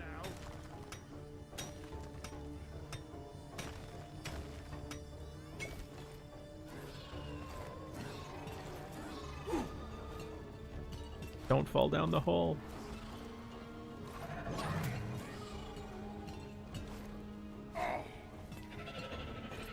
Oh, I missed it. Trisha says even Japanese writing is based on Chinese writing. Yeah, I mean, it's had some time to differentiate itself. Obviously, kana is completely unintelligible to a Chinese person. I mean, to a Chinese speaker. Let's get the minerals. Kana is unintelligible, but kana ultimately was created from kanji, or the Chinese hanzi or whatever. It morphed into what it is today.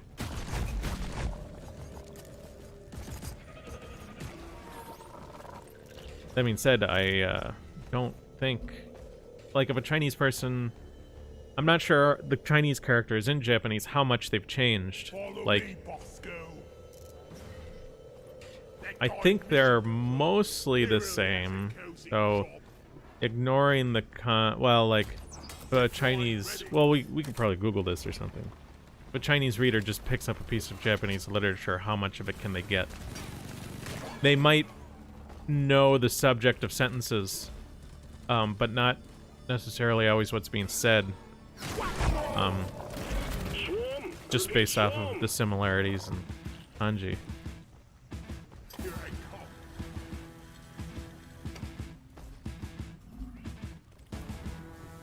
come. Spencer says, I've heard about 1/3 of Asia are related to each other. Well, at the end of the day, everyone's related to each other if you go back far enough. So it's like, you need to set the standard, right? Like, you set a standard for how related you're measuring, and then you figure out, oh god, bitter. Get out of here. Bouncing, boy. Bouncing. Woo. That was good. By the beard.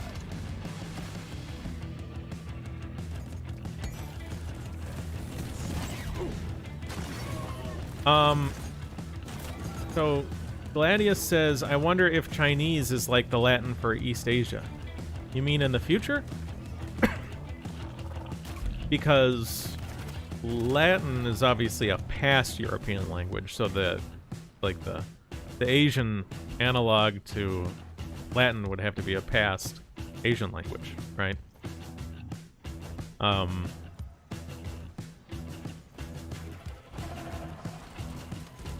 And I say past, I mean, like, I know there's ecclesiastical Latin or whatever being spoken in the church or whatever, but it's not a lot of, I don't know, Latin magazines and television shows.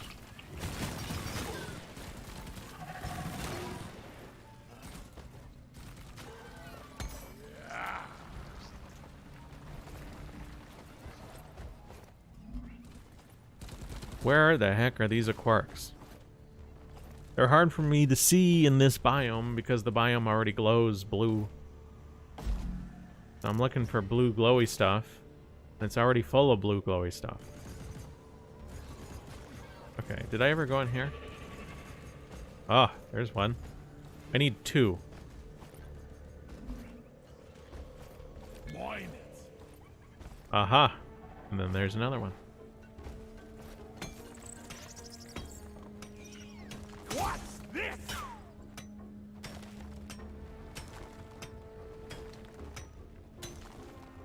So Patricia said, you have Genghis Khan. Yeah, I mean, many people, I don't think it's anywhere close to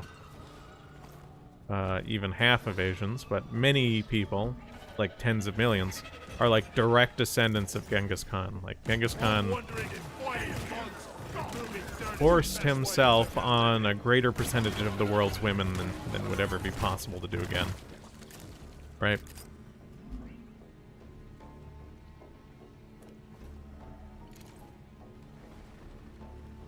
Well, the last quark. Well done, you got them all. Guess what, boys? Have a chance to make it out. Successful deep dive. You achieved your objectives in record time. All I have to live is I only have to live for 2 minutes, and I can Bosco will revive me 3 times. Escape pod will arrive. So and I have 3 resupplies there. Although I kind of need to use one. I haven't used any shields hardly, but Getting supplies.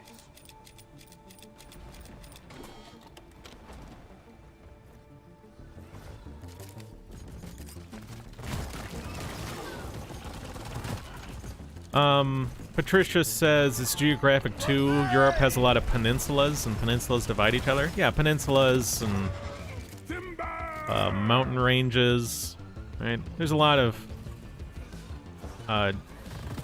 geographic features that, I mean, because at the end of the day, what we're talking about is genetic differences and the separation of breeding populations for a period of time, which creates divergent evolution. Right? Ta-da! So what sort of thing gets in the way of one population breeding with another? Water, difficult to traverse mountain ranges. I mean, those two represent a lot of it. Really terrible swampland. And I mean, that goes back to water, right? The ground is so wet.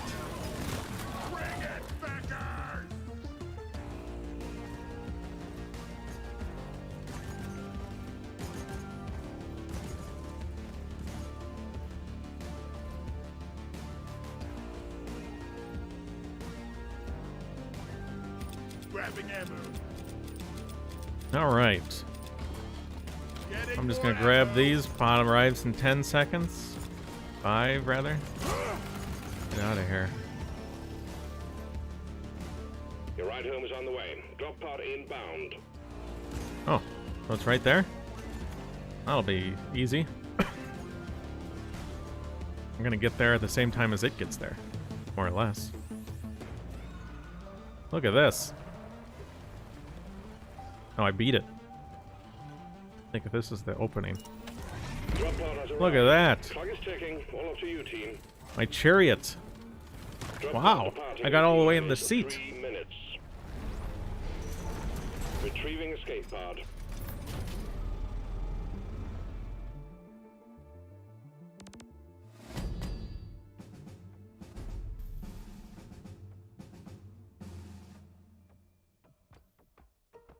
Life After Death says, how can everyone be related without genetic defects?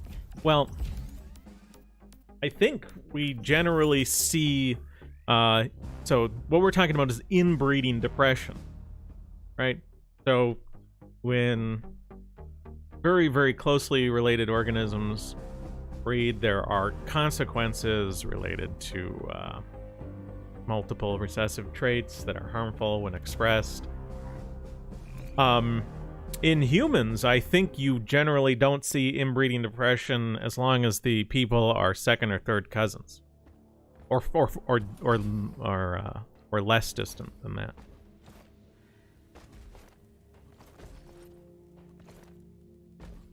So, like, if you're not marrying your cousin and having kids, or your second cousin who's a double cousin, then you're probably okay, even if you are related. Like, if you and if you meet a girl and you and her have the same great-great-great-great-great-grandpa, not really a problem.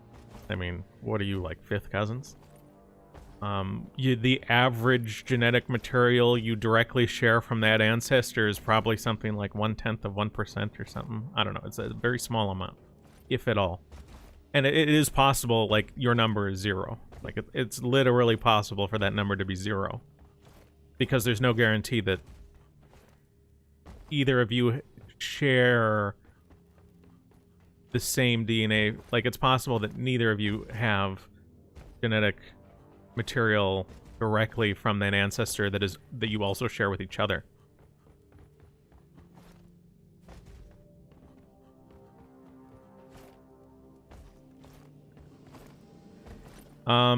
Patricia says, according to Ed Dutton, third cousins are ideal breeding partners, optimal gene similarity, and low chance of genetic defect doubling chance. Yeah, and I think part of the reason he says that is because I think there were some studies out of Iceland where third cousins were shown to not have problems with inbreeding depression, but were to generally have lots of kids and pretty good marriages, right? Because as much as people like to say stuff like opposites attract, people really do have the happiest marriages where they really feel like they get along with their partner and you and them are similar and have a similar outlook and, right, are kind of on the same mission, which is going to be common for people who are genetically similar, doubly common for also common for people who are raised in the same family, and obviously double, triple once you combine the two. But of course, if you go much closer than that, like double second cousins or first cousins, I mean, now you start to run into inbreeding depression problems, right?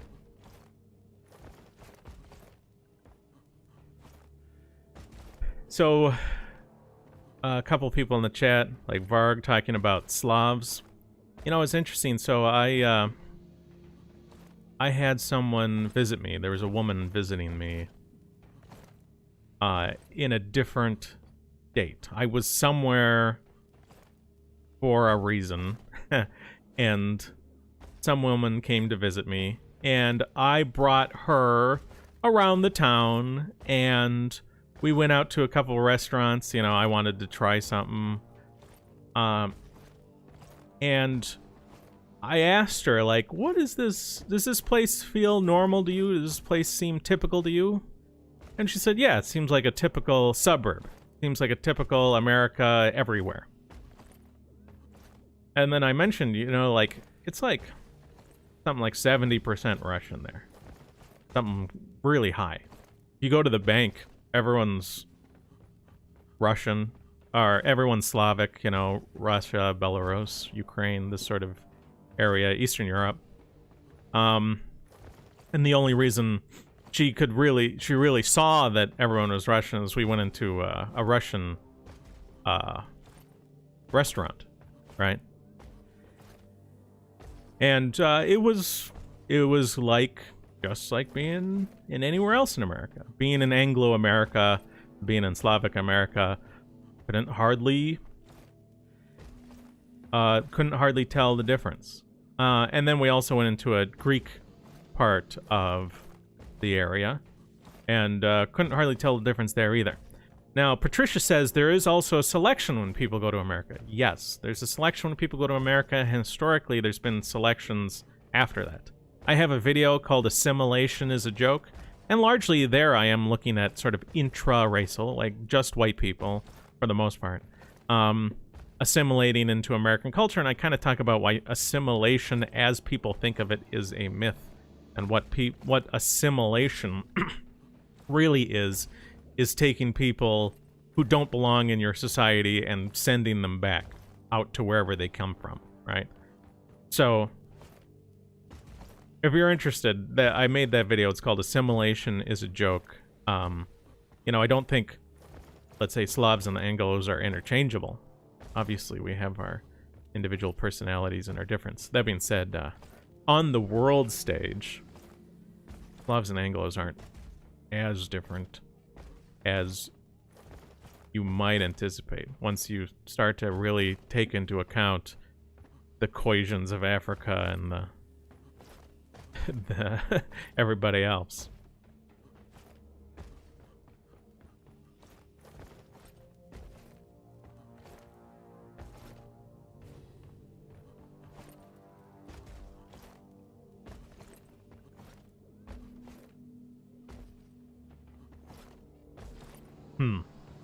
All right. What time is it? It's about time. About time to go.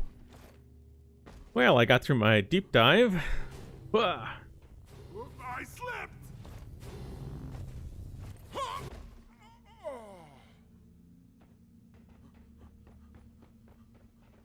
How'd I do? This screen's off, you faker.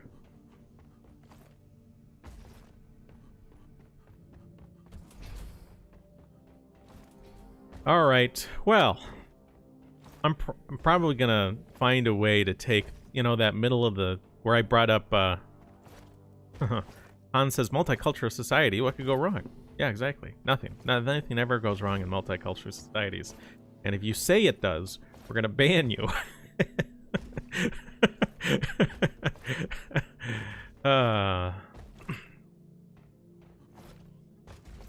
All right.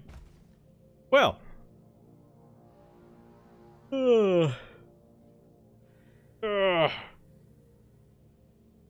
Well, I think it's about time to go.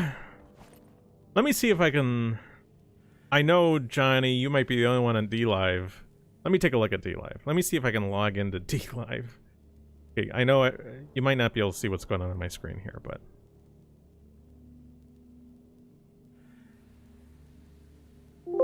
Oh, man.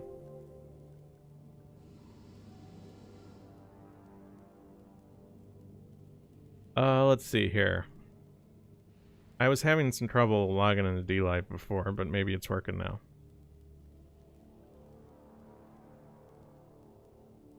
Johnny says one viewer. Yeah, I think it's you. But I wanna log in and take a look at things. If I can.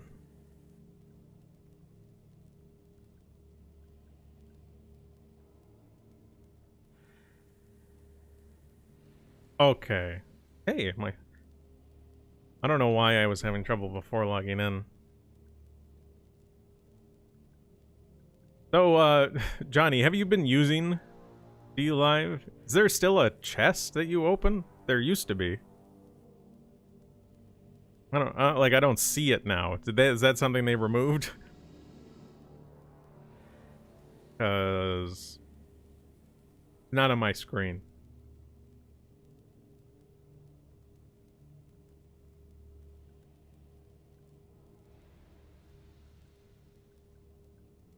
Johnny 5K says it's not working at the moment. Oh, okay. I don't know. So it's not a permanent thing. Barg says pre-industrial empires were multicultural. Were they? I mean, like, sort of. Yeah.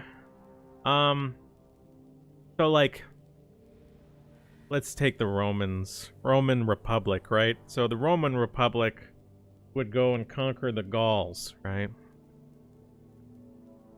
So you have this Roman center composed of Romans in Italy ruling over Gauls somewhere else. Like, there's multiple cultures within the... Well, there's multiple cultures and there's multiple peoples within the empire. But is that anything like multiculturalism? Where, like, oh yeah, mass immigration into Rome and ethnically replace the Romans with Ethiopians, right? Like, that's so different in a way. And I think you can make the case that when multiculturalism has been a major player, like modern multiculturalism has been a player in ancient empires, it has been bad for them.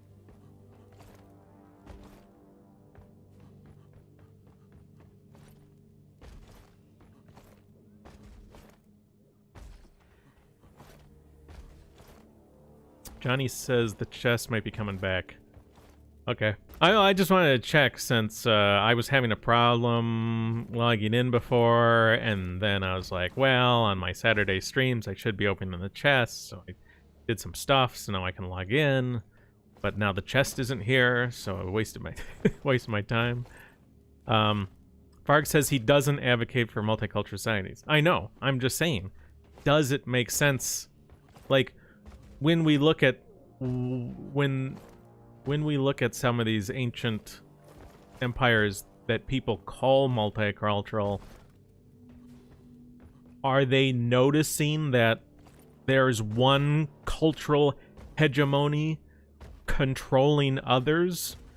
And is, when they say it worked back then, it'll work now, it's like, okay, well, what we're doing now is nothing like back then, is it? It's not even close. We're just abusing the word. Now, Patricius... Now, okay, so are we talking about... So, okay.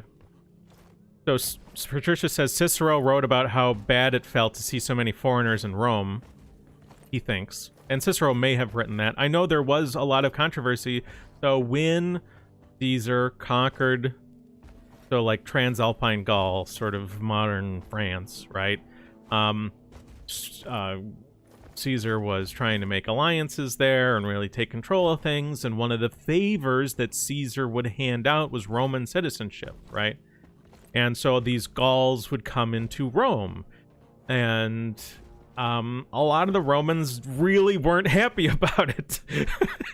Like, they kind of thought it sucked to have these foreigners come in. There's a one joke where it's like a joke is like these foreigners are taken over. They would joke that a Gaul would come into Rome and ask where the Senate house is, like, because he's on the Senate now and he's controlling things, but you know, he's a foreigner, he doesn't know where this stuff is, so he doesn't belong here, right? He's from somewhere else, he's from some other people, and that was the joke, that like they're taken over. These foreigners are taken over, and people didn't like it. So, I mean, is that the multiculturalism we're talking about? That works so well?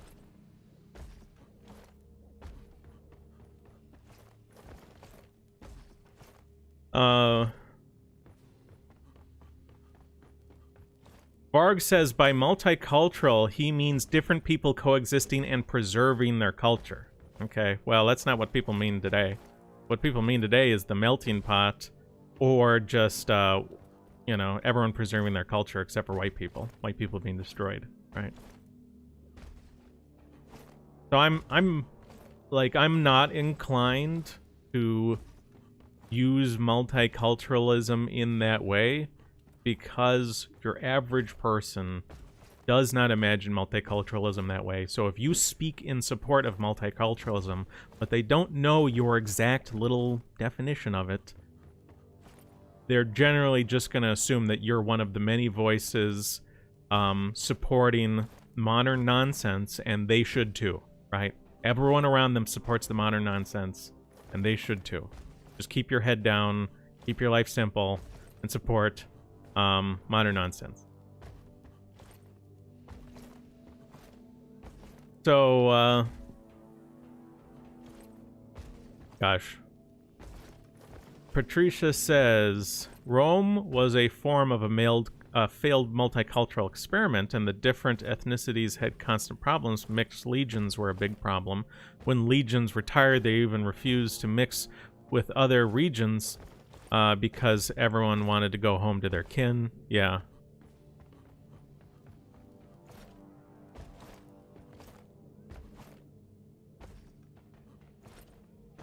Nero says Rome adopted new things and gave them an advantage in things like, oh god, military prowess. Yeah, I mean, Rome had numerous times to change major sort of military strategies to deal with their various neighbors, right? I mean, like, they had to do that. Nero says some of the things, though, are irreplaceable, like people and the gods. When they disrespected that, they went down. Gladius says in response to Nero, that's also why Christianity took over. The Romans were in a real decadent phase, and the old Roman gods were not venerated as before. Which sort of makes sense. The idea that, like, if a different religion is going to come in and take over an area, you'd have to be probably taking your own native religion less seriously than usual on some level. It'd be weird to see a bunch of people convert to a religion if they were, like, really into their other one, right?